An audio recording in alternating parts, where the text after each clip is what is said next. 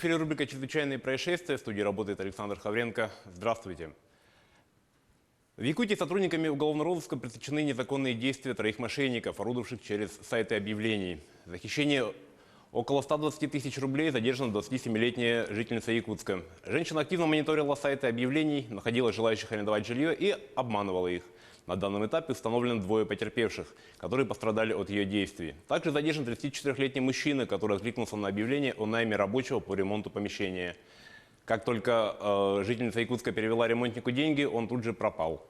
На 55 тысяч обманул якутян 27-летний задержанный. Мужчина попросил предоплату за ремонт мебели и скрылся от потерпевших. В настоящий момент подозреваемый водворен в следственный изолятор. По всем фактам возбуждены уголовные дела по статье «Мошенничество». Общий материальный ущерб, нанесенный 5 потерпевшим, составил около 200 тысяч рублей. По заявлению прокуратуры Нижнеколымского района с осужденного взысканы средства, потраченные Фондом обязательного медицинского страхования на лечение потерпевшего. Установлено, что гражданин Д причинил потерпевшему тяжкий вред здоровью, и потерпевшему пришлось проходить длительное лечение в условиях стационара. Медпомощь была оплачена страховой медицинской компанией за счет средств территориального фонда обязательного медицинского страхования. Суд рассмотрел и удовлетворил заявление прокурора в полном объеме, взыскав с осужденного более 48 тысяч рублей, потраченных на лечение лица, потерпевшего от его противоправных действий. Прокуратура Нижнеколымского района направила в суд уголовное дело по факту кражи, совершенных с банковского счета. Местный житель обвиняется в совершении 2 эпизодов по статье «Кража и мошенничество» с использованием электронных средств платежа. По версии следствия, обвиняемый воспользовался оставленной пожилым человеком банковской картой, снял с нее наличные в сумме 13 тысяч рублей, и в последующем с данной карты им на свою карту, а также на карту знакомых были переведены денежные средства в размере 9,5 тысяч рублей.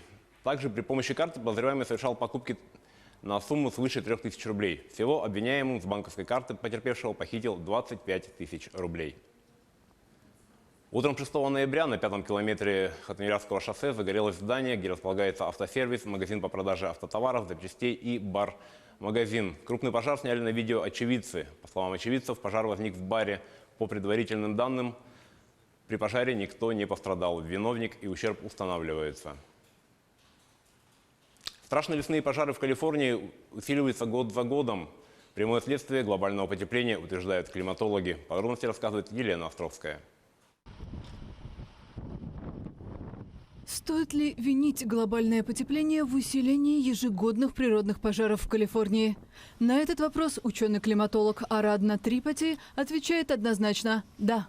Вне всяких сомнений, это новая норма из-за климатических изменений. На прошлой неделе лесные пожары в окрестностях Лос-Анджелеса подобрались вплотную к важным достопримечательностям – крупнейшему художественному собранию западного побережья США, музею Гетти и президентской библиотеке Рональда Рейгана.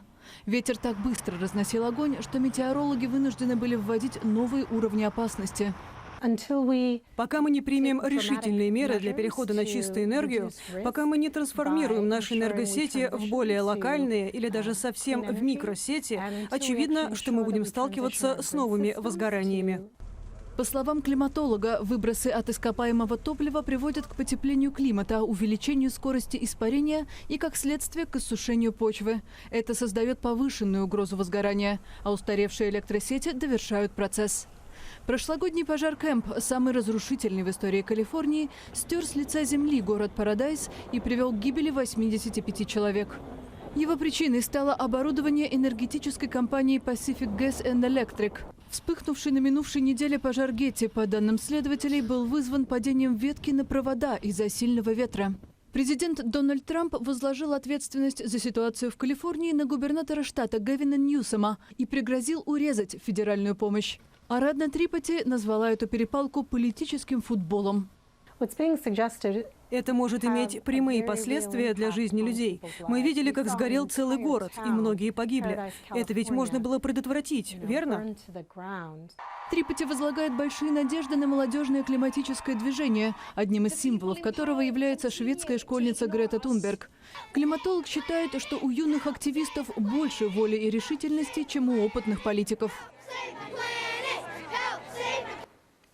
На этом наш выпуск подошел к концу. О чрезвычайных ситуациях в республике, стране и мире мы расскажем в следующих выпусках новостей.